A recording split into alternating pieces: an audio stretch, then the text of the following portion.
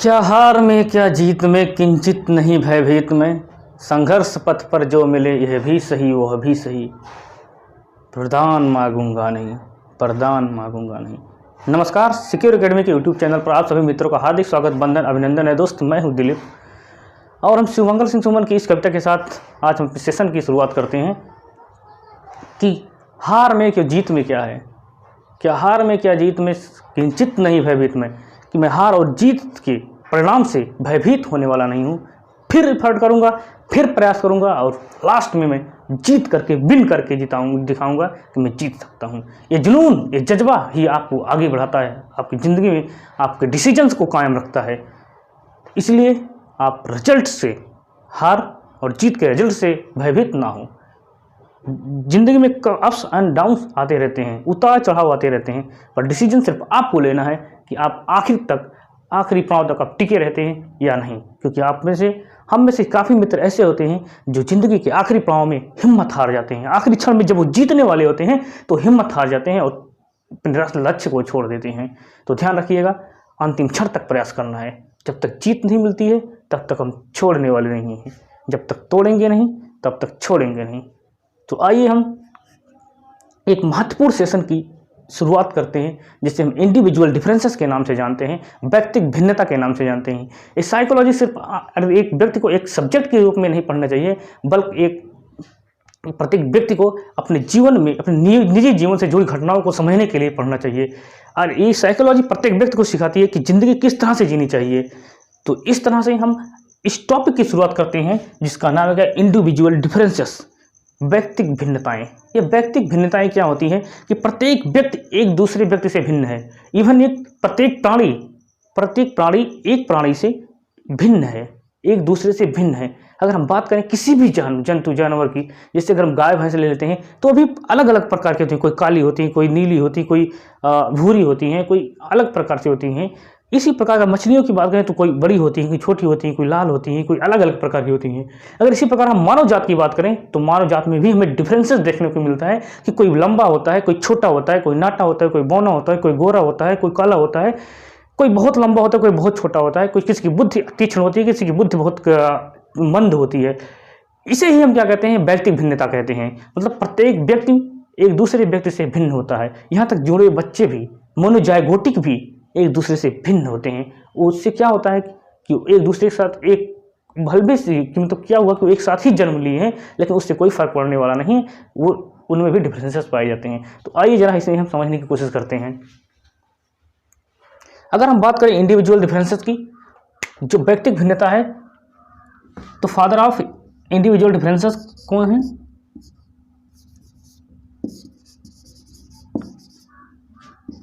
Father of individual differences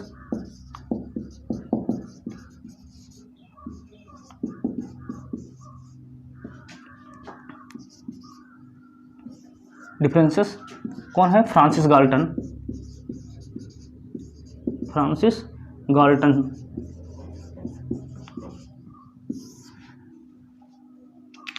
father of individual differences किसे कहा जाता है? मतलब व्यक्तिगत भिन्नता के जनक जो हैं,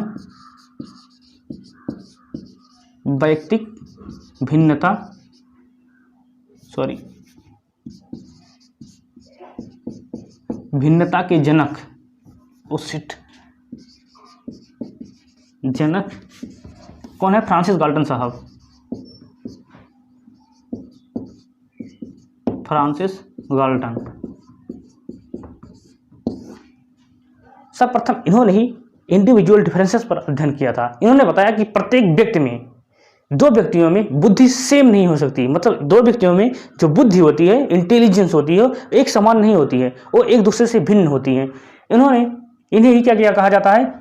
फादर ऑफ यूजेनिक्स भी कहा जाता है। Father of Eugenix.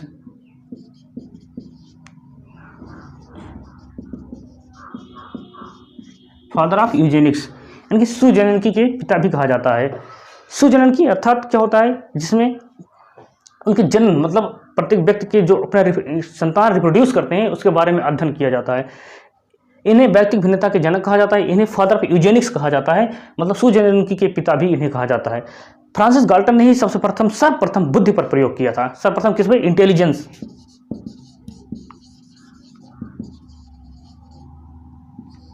बुद्धि पर सबसे पहले किस पर प्रयोग किया था? बुद्धि पर। अगर बुद्धि पर प्रयोग करने वाले या बुद्धि के बारे में बात करने वाला कोई व्यक्ति सर्वप्रथम होता है तो सबसे पहले कौन सा व्यक्ति है?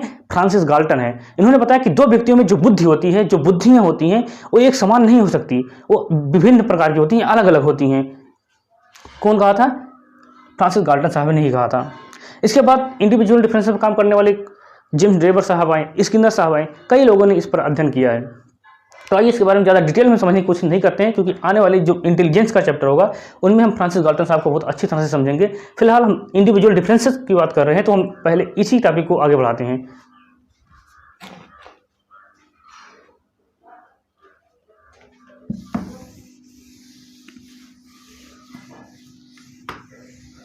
अगर डेफिनेशन की बात करें, इंडिविजुअल डिफरेंसेस की डेफिनेशन की बात करें, परिभाषा, डेफिनेशन,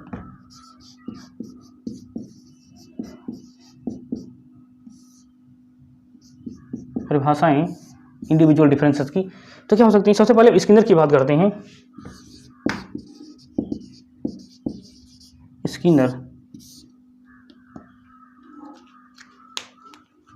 स्किनर साहब ने बताया कि व्यक्तिगत भिन्नता में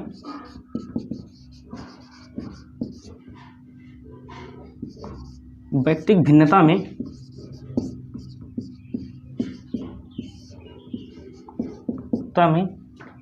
भिन्नता में संपूर्ण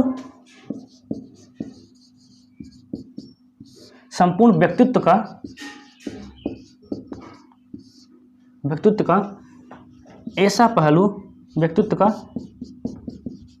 ऐसा पहलू शामिल हो सकता है जिसका मापन संभव हो या जिसका मापन किया जा सकता है, जिसका मापन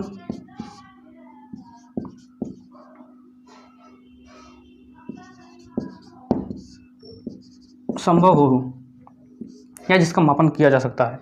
स्किनर साहब ने बताया कि व्यक्तिगत भिन्नता क्या होती है? व्यक्तिगत भिन्नता में संपूर्ण व्यक्तित्व का ऐसा पहलू शामिल हो सकता है कि जिसका मापन किया जा सकता है, जिसका मेजरमेंट किया जा सकता है। अर्थात जो व्यक्ति होती है उसका क्या होता है? उसका मापन किया जा सकता है, बहुत आसानी के साथ संभव हो सकता है, मापन संभव है। यहाँ पे कुछ पॉइंट्स ध्यान देने की योग्य है कि संपूर्ण व्यक्तित्व मतलब व्यक्तिगत भिन्नता में संपूर्ण व्यक्तित्व का ऐसा पहलू शामिल हो सकता है जिसका मापन संभव हो। मतलब जो व्यक्ति होते हैं, मतलब इसके मापन क्या है? किसी व्यक्ति की हाइट ज़्यादा है, किसी व्यक्ति की हाइट कम है, कोई व्यक्ति जल्दी चलता है, कोई व्यक्ति कम लेट चलता है, कोई व्यक्ति की वजन 5 किलोग्राम है, किसी व्यक्ति का वजन 10 किलोग्राम है। इस तरह से क्या होता है, इसकी जो भिन्नताएं हैं प्रत्येक व्यक्ति में, उसका मापन किया जा सकता है। कहना किसका है? स्किनर साहब का कहना है कि व्यक्तिगत भिन्नता में संपूर्ण व्यक्तित्व का ऐसा पहलू शामिल हो सकता है जिसका मापन किया जा सकता है, जिसका मेजरमेंट किया जा सकता है। ओके, आइए समझने की कोशिश करते हैं दूसरे डेफिनेशन।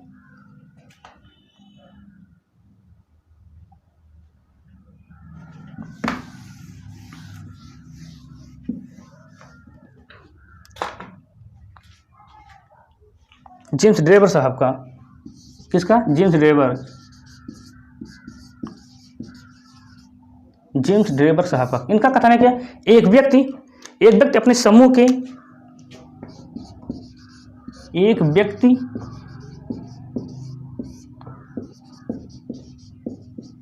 अपने समूह के औसत शारीरिक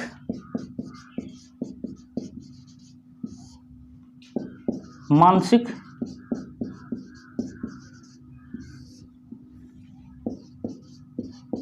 गुणों में जो भिन्नताएं रखता है,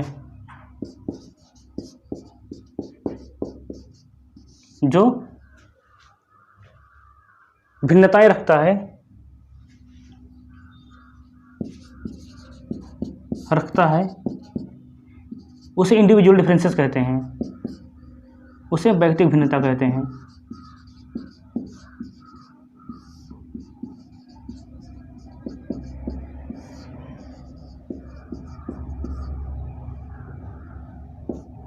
जेम्स ड्रेवर साहब का कहना है कि एक व्यक्ति अपने समूह के औसत शारीरिक मानसिक गुणों में जो भिन्नताएं रखता है उसे ही हम क्या कहते हैं, इंडिविजुअल डिफरेंसेस या व्यक्तिगत भिन्नता कहते हैं।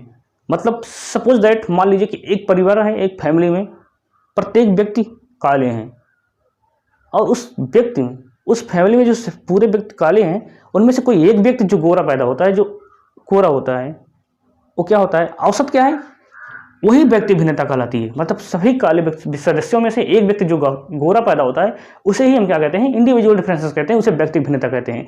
मतलब उस परिवार का एवरेज क्या है, उस परिवार का औसत क्या है कि सभी लोग काले हैं, लेकिन सिर्फ एक ही व्यक्ति जो है उसमें गोरा है, जिसे इंडिविजुअल डिफरेंसेस कहते हैं। या मान सकते हो किसी फैमिली के प्रत्येक व्यक्ति की हाइट कितनी, 6 फीट है। अगर उसकी प्रत्येक व्यक्ति की हाइट 6 फीट है और उसमें कोई एक व्यक्ति पैदा होता है जिसकी हाइट 4 फीट है, तो उसमें क्या, ये जो व्यक्ति 4 फुट वाला व्यक्ति है यही तो इंडिविजुअल डिफरेंसेस कहलाता है, यही तो व्यक्ति भिन्नता कहलाएगा। क्योंकि सभी व्यक्तियों में से उसके एवरेज क्या है, एवरेज हाइट 6 फीट है, लेकिन उनमें से कोई एक ही व्यक्ति है जिसकी हाइट 4 फीट है, तो ये व्यक्ति इंडिविजुअल डिफरेंसेस में आ जाएगा, व्यक्तिगत भिन्नता में आ जाएगा।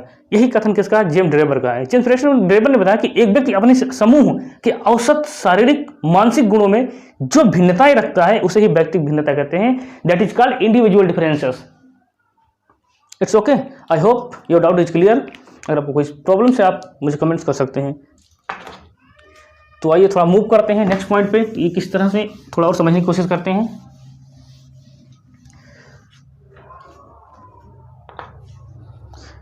थोड़ा आगे बढ़ने से पहले 2 वर्ड्स और समझ लेते हैं कि इंटरपर्सनल और इंट्रापर्सनल। इंट्रापर्सनल और इंटरपर्सनल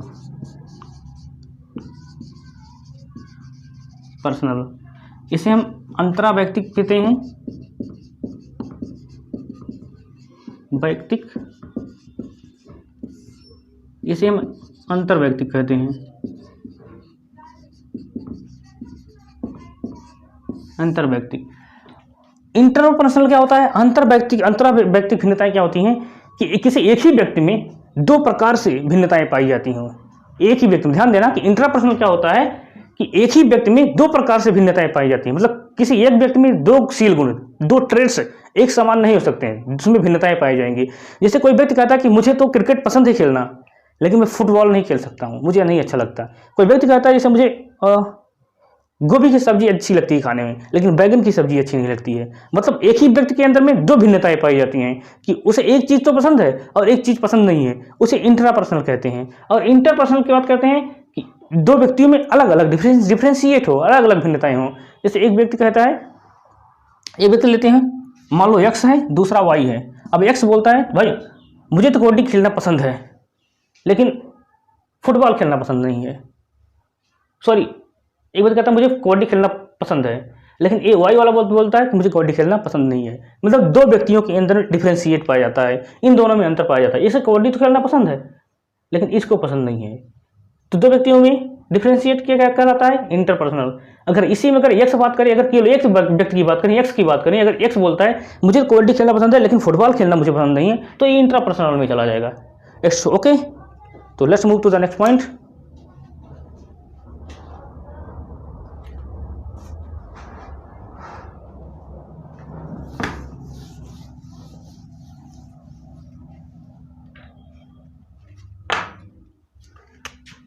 स्किनर के अनुसार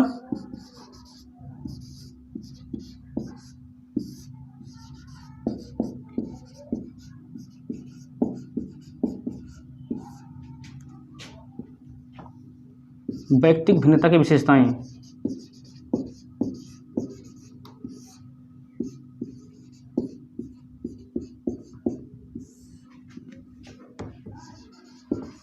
की विशेषताएं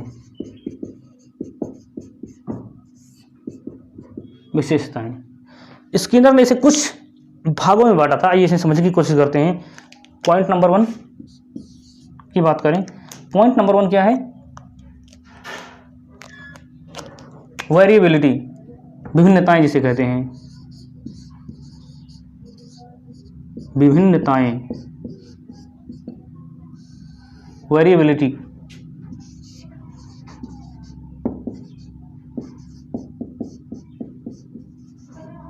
वेरिएबिलिटी। दूसरी बात करें हम प्रसामान्यता,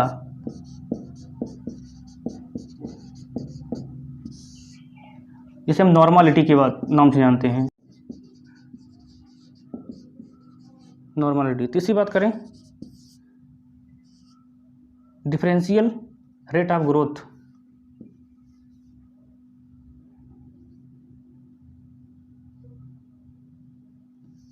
differential rate of growth,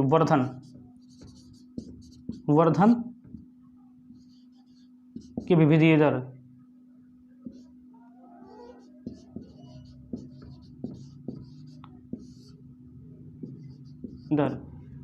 differential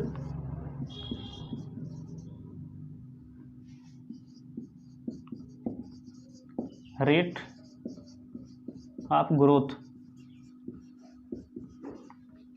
fourth point की बात करते हैं डिफरेंशियल रेट ऑफ लर्निंग, सीखने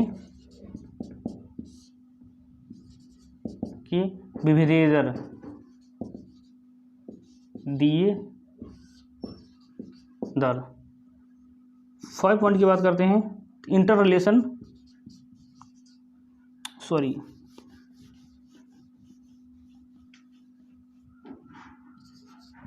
शील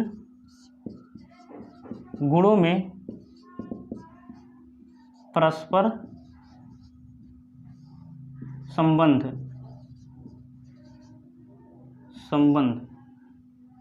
और 6 पॉइंट की बात करते हैं आनुवांशिकता,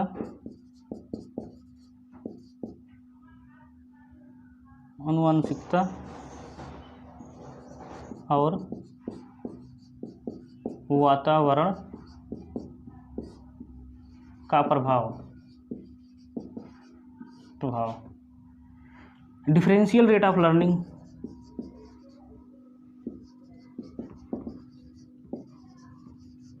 rate of learning inter relation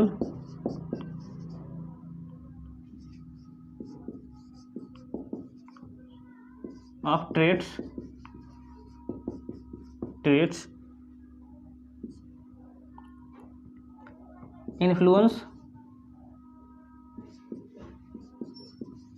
influence of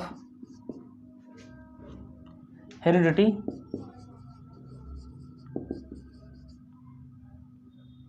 and environment।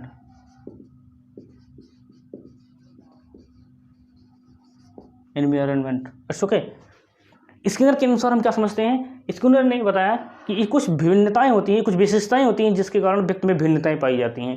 उन्होंने पहले बताया कि पहली क्या है? वेरिएबिलिटी, विचलनशीलता या विभिन्नताएं जिसे कहते हैं, या विचलनशीलता या विभिन्नताएं, इसे हम लिख सकते हैं विचलनशीलता,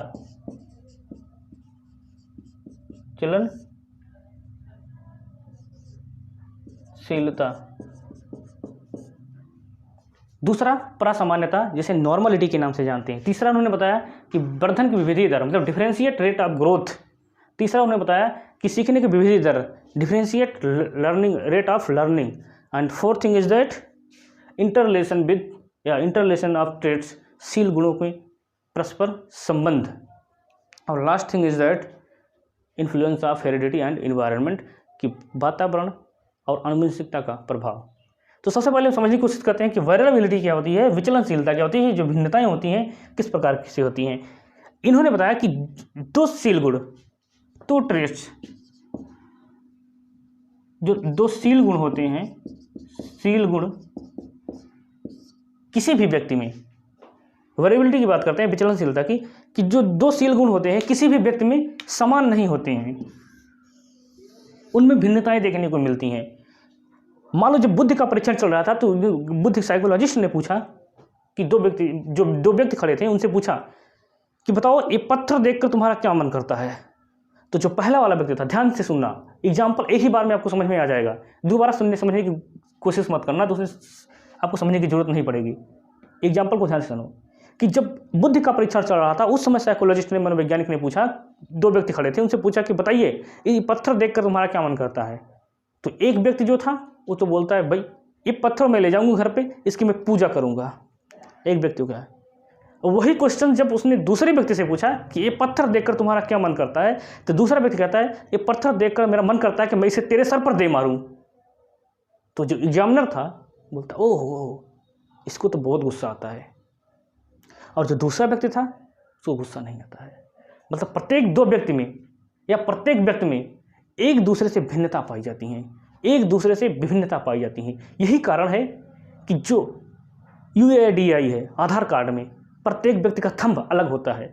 आप किसी दूसरे व्यक्ति का आधार कार्ड लाकर अपने फिंगरप्रिंट से उसका पैसा नहीं निकाल सकते हैं, चाहे वो जोड़ा हुआ बच्चा ही क्यों ना हो, फिर भी उसके जो है थंब अलग, इंप्रेशन अलग पाए जाएंगे।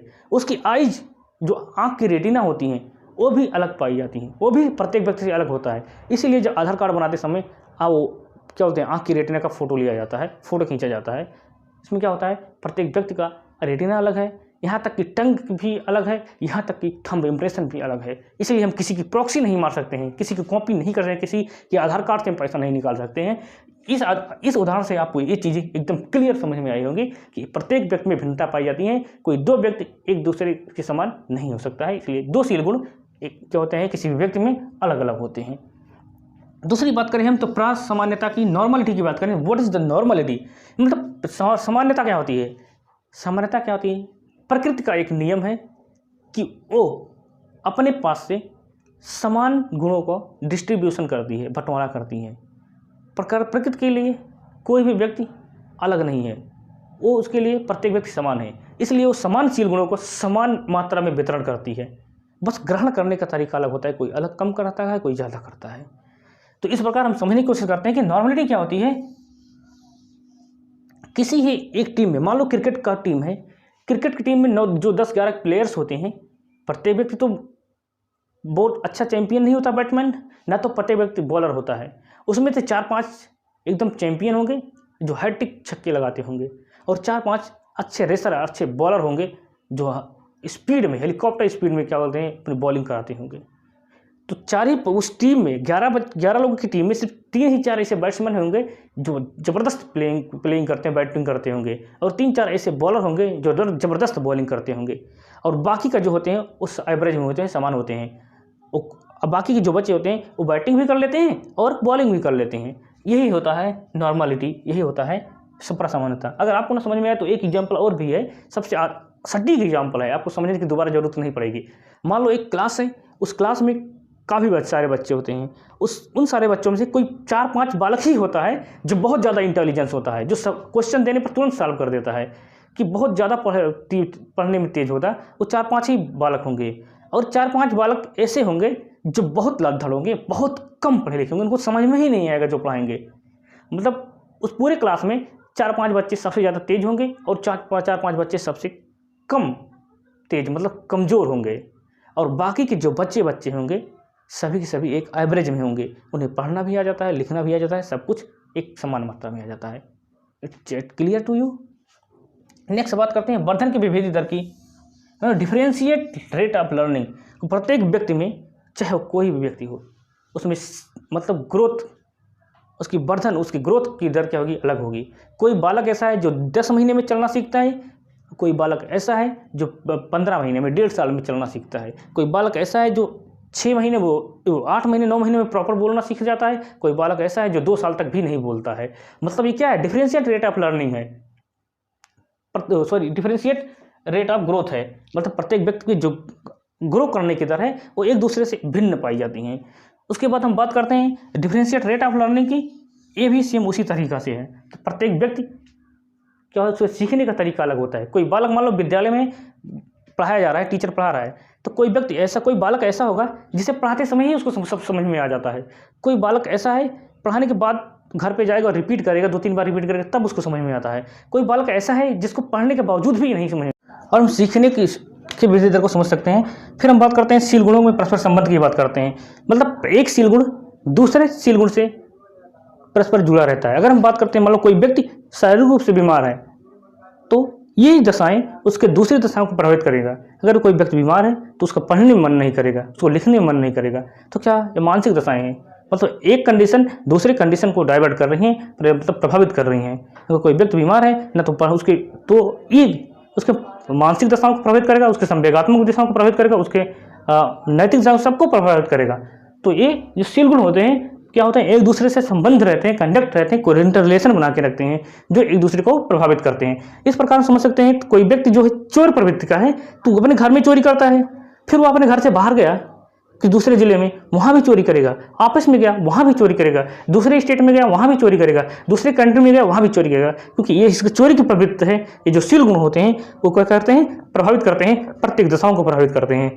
या कोई व्यक्ति जो है मृदुभाषी क्षेत्र का है तो क्या करता है, मीठा बोलता है, तो घर में रहेगा वो भी मिलनसार रहेगा, बाहर जाएगा तो भी मिलनसार रहेगा, आपस में जाएगा तो भी मिलनसार रहेगा। प्रत्येक व्यक्ति से क्या करेगा, वो अपनी भावनाओं को शेयर करेगा, वो अपने शील गुणों को प्रभावित करता हुआ नजर आएगा आपको। दूसरी बात करते हैं आनुवंशिकता और वातावरण की बात करें तो ये प्रत्येक व्यक्ति के लाइफ में सबसे ज़्यादा इंपॉर्टेंट रोल प्ले करते हैं, क्योंकि जो मनुष्य होता है वो आनुवंशिकता और वातावरण का गुणन होता है, गुणज होता है, वो उन दोनों का योग ना होकर के उनका क्या होता है, गुणज होता है। व्यक्ति जो भी चीज़ें रिसीव करता है तो सबसे ज़्यादा इन्हीं दो चीज़ों से रिसीव करता है, एक आनुवंशिकता और दूसरा वातावरण, क्योंकि इसी में रहकर कुछ तो अपने क्या फोर फादर से रिसीव करता है, अपने पेरेंट्स से रिसीव करता है, और कुछ तो वह समाज में आने के बाद अपने वातावरण से रिसीव करता है। तो इस प्रकार हमने इसे समझने की कोशिश की कि इंडिविजुअल डिफरेंसेस क्या होते हैं, स्किनर के माध्यम से इन्हें समझने की कोशिश की। तो आपसे रिक्वेस्ट है कि मेरे वीडियो को शेयर, सब्सक्राइब, लाइक करना ना भूलिएगा। अगर आपको वीडियो समझ में आता है, अगर आपको इस चैप्टर टॉपिक समझ में आता है तो आप मेरे वीडियो को शेयर, सब्सक्राइब करना ना भूलिएगा। अगर आपको कोई डाउट्स है इसके रिलेटेड तो आप मुझे कमेंट कर सकते हैं। तो आज के लिए बस इतना ही, मिलते हैं अपने आने वाले नेक्स्ट वीडियो में, तब तक के लिए जय हिंद।